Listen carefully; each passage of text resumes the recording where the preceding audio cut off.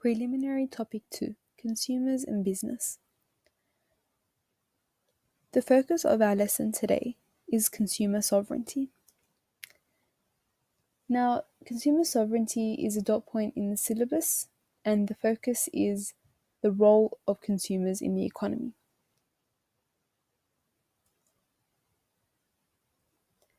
When we think of consumer sovereignty, we need to think of the situation in an economy where the desires and needs of consumers, or demand, actually controls the output of producers. So a lot of terms come into play, but this is the definition that we will be focusing on. And what is consumer sovereignty? Generally, we are referring to the idea that consumers determine what is produced, and they send signals to producers through their demand for goods and services. So consumer preferences are made clear through their spending decisions. And then the way this influences producers is that because businesses always want to maximize their profits, they will be monitoring and they will look at consumer spending to figure out what is logically the best product to be allocating resources to and to be producing. Now, there are many influences on consumer sovereignty, as you would assume. This is because it benefits businesses to reduce consumer sovereignty and therefore to maximize their own profits.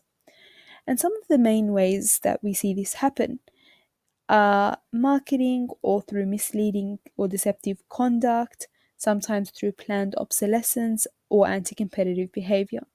Now, some of these ways are obviously illegal, but then there are some ways, such as marketing, that are perfectly legal, but they will still influence our behavior as consumers.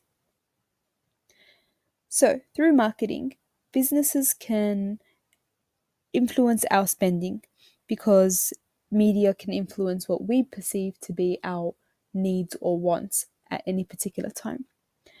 And then misleading or deceptive conduct is basically false or dishonest claims about products, and this would obviously be illegal.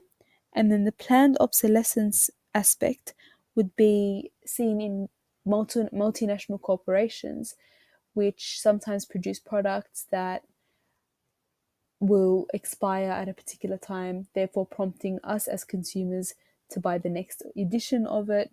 And the main product that we're referring to would be sort of smartphones or laptops and tablets that expire after a few years of use, and therefore you will be prompted to buy the next product that comes out.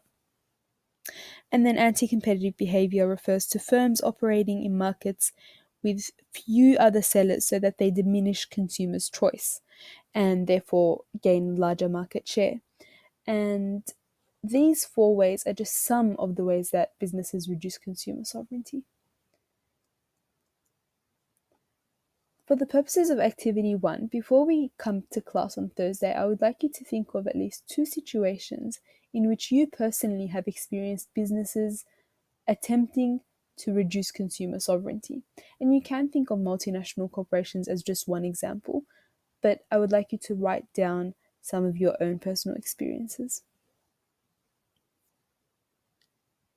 Thank you.